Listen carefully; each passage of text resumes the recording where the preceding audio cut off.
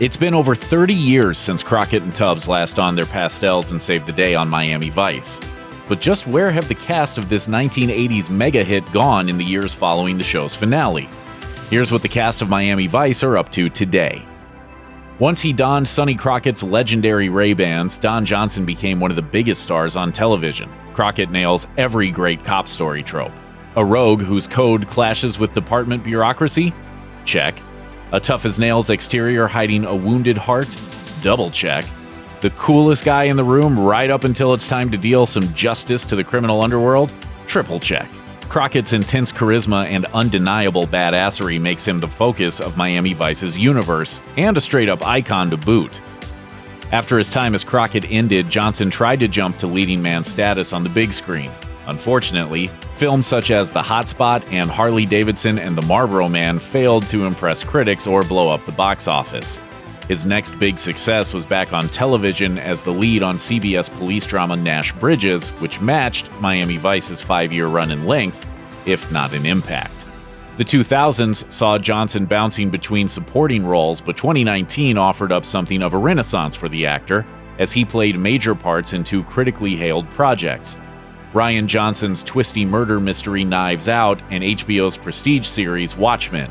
He'll next appear in Rebel Ridge, an upcoming Netflix thriller by director Jeremy Saulnier. Detective Ricardo Rico Tubbs, played by Philip Michael Thomas, is the yin to Crockett's yang.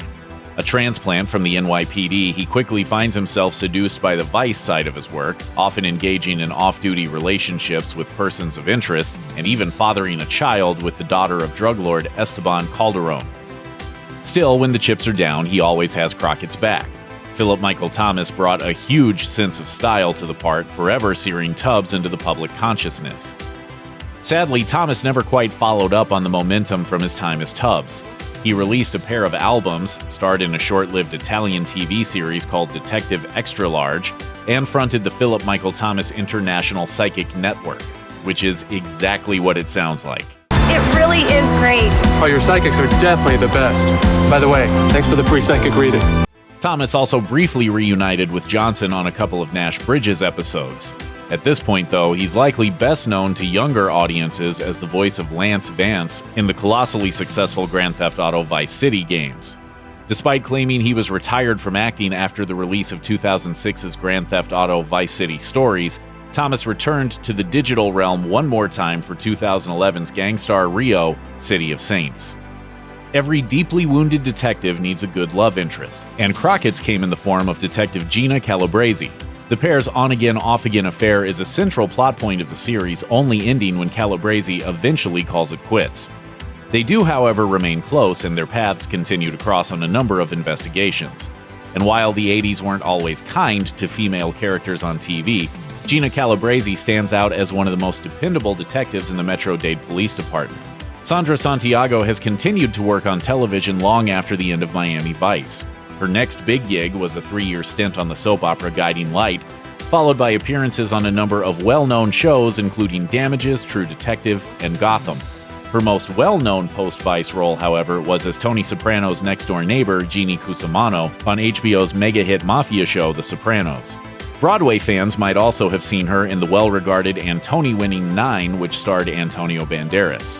Her most recent TV appearance was on the CBS political drama Madam Secretary in 2017. Detective Lieutenant Marty Castillo is not your typical cop show boss. While most authority figures in this kind of show make the protagonists' lives harder, Castillo is totally loyal to his team, willing to go out on a limb to aid their investigations or help them navigate bureaucratic roadblocks. He's also a formidable police officer, often drawing on his experience as a DEA operative. And Edward James Olmos' icy, intense performance makes Castillo an ever-compelling presence on the show. I know you all hurt inside, but do your grieving in private. The street has no sympathy. Not many Miami Vice viewers would have predicted that Olmos would go on to have the most prestigious career among the show's cast, but that's exactly how it's played out. After turning down the lead on Star Trek The Next Generation, Olmos was nominated for an Oscar for his turn as Jaime Escalante in the 1988 film Stand and Deliver. From there, he's worked almost constantly, appearing in films such as Selena and American Me, and on highly regarded TV shows such as The West Wing. His best-known effort, though, was his starring role as Admiral William Adama in Battlestar Galactica. Olmos most recently appeared on Mayans MC and has several in-production projects going, so you can be sure you'll be seeing much more of him in the near future. Played by Gregory Sierra, Lou Rodriguez is the Vice team's original superior officer. He and Crockett are implied to have a long history, having worked together for several years before the series takes place. While Rodriguez can be quick to anger, he steps up when it matters, giving his life by taking a bullet from hitman Ludovici Armstrong. His death is a major early plot point for the show, serving as the catalyst for Crockett and Tubbs to head to the Bahamas to confront drug lord Esteban Calderon. Sierra had a lengthy list of credits before Miami Vice, with episodic appearances in everything from the action-packed Mission Impossible and Hawaii Five-0 to sitcoms like Sanford and Son and All in the Family. His longest run on a series was as Chano Amenguale on Barney Miller, but he worked steadily through the 90s, popping up on The X-Files, Star Trek Deep Space Nine, and The Fresh Prince of Bel-Air. He also had parts on the big screen in Hot Shots Part 2 and A Low-Down Dirty Shame. This millennium, he appeared in 2018's The Other Side of the Wind, the Orson Welles-directed film that was finished and released 30 years after its creator's death. Detective Trudy Joplin is Gina Calabresi's partner, and one of two female members of the Vice team. Like Detective Calabresi, she starts out as a lure in prostitution sting operations, attracting would-be Johns with her provocative outfits. Over time, her role shifts into that of the team's intelligence gatherer, using her street-level contacts and computer skills to provide the in-depth info needed to bring down Miami's worst criminals. Although she rarely goes out on undercover work, she does get her hands dirty from time to time, posing as Tubbs' wife to help flush out a DEA leak in the episode Smuggler's Blues, and posing again as a prostitute to nab a serial killer in Asian Cut. Brown had a bit of a character resume before Miami Vice, which she parlayed into frequent work throughout the 90s. She had recurring roles on Designing Women and Lois and Clark, and showed up on individual episodes of The Fresh Prince of Bel-Air and Family Matters, among others. She was most recently seen in the holiday-themed film 2017's Our Dream Christmas. Detectives Larry Zito and Stan Switek serve as Miami Vice's surveillance outfit, staking out potential suspects and engaging in electronic and audio intelligence gathering. Zito is originally played as comic relief, but as the show's tone grows more serious, so too does John Diehl's performance. Unfortunately, Diehl tired of the role, leading to Zito's cocaine overdose death during an undercover investigation of a drug runner. After leaving Miami Vice, Diehl temporarily forwent television work to focus on theater.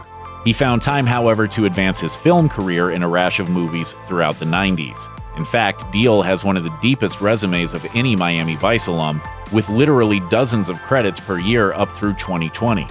Post-Vice, he appeared in The Hanoi Hilton, Mo Money, and Stargate SG-1, among many, many other productions. The turn of the millennium saw him return actively to TV with a recurring role on The Shield and episodic appearances on the likes of NYPD Blue and The West Wing. His list of movie credits is also dotted with well-known titles from Oliver Stone's Nixon, in which he played G. Gordon Liddy, to Jurassic Park 3. Despite his occasional goofiness, Michael Talbott's Stan Switek is an effective part of the team, using his surveillance expertise alongside Larry Zito to great effect. His close bond with his partner means that Zito's death hits him particularly hard. Things eventually get so bad that Switek finds himself on the hook to some pretty nefarious characters who attempt to leverage the formerly fun-loving detective into compromising his squad. Miami Vice wasn't Michael Talbott's first rodeo. The actor had already appeared in a variety of TV shows, including MASH, as well as in movies such as Carrie and First Blood. Unfortunately, things never really took off for Talbott once his time in South Beach came to an end. He has since kept active, however, as an outspoken supporter of the National Rifle Association. During their time battling crime in Miami, the Vice Squad runs up against plenty of hardened criminals. Isidore Izzy Moreno is not one of them. I'm no criminal. I've never been convicted. I have a few indictments, man, but I'm a man of no convictions.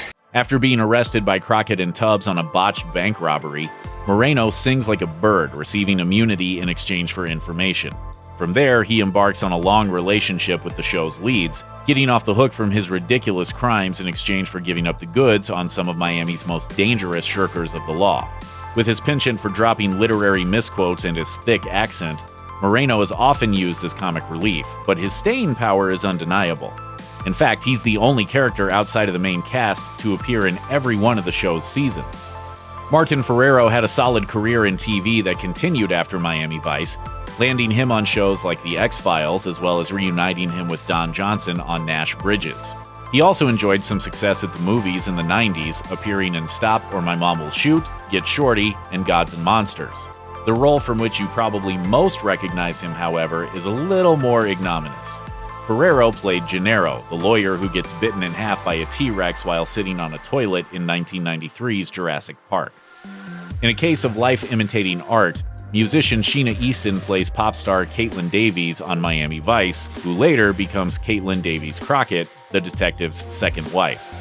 Originally paired when Crockett is appointed to bodyguard Davies, while she awaits testimony against her former manager, the two start off with a degree of animosity that masks a deep attraction. Eventually, they fall in love and marry, but their relationship, while passionate, is dotted with tension due to each of their careers. Fortunately, it always seems to work out, until it doesn't, and Caitlin dies in Crockett's arms after being gunned down by an old enemy. Easton has held down a number of acting gigs over the years, including as a voice on the much-loved animated series Gargoyles and on syndicated sci-fi shows such as Highlander the series. Her acting career, however, is only a blip when compared to what she's accomplished in the world of music. Easton is a 6-time Grammy nominee and 2-time winner, the singer of 80s hits like Morning Train 9 to 5 and Prince's You Got the Look, and seller of over 20 million records and singles worldwide. While she hasn't released any new music since 2000, Easton remains very active as a performer, even taking to the stage in London's West End in a 2016 revival of 42nd Street. Check out one of our newest videos right here. Plus, even more Looper videos about your favorite shows are coming soon. Subscribe to our YouTube channel and hit the bell so you don't miss a single one.